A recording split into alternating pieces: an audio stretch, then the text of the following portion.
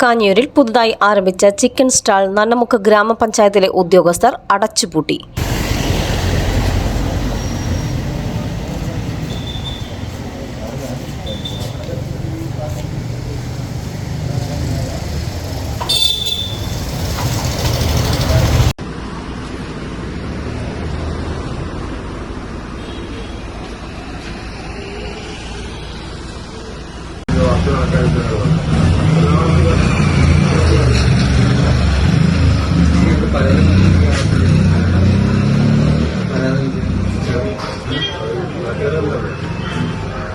കാഞ്ഞൂർ ആലിഞ്ചോട് പ്രവർത്തിച്ചിരുന്ന friends chicken എന്ന സ്ഥാപനവും സമീപത്ത് പ്രവർത്തിച്ചിരുന്ന റാഹത്ത് ചിക്കൻ എന്ന സ്ഥാപനവുമാണ് പഞ്ചായത്ത് സെക്രട്ടറിയുടെ നേതൃത്വത്തിലെത്തിയ സംഘം അടച്ചുപൂട്ടിയത്.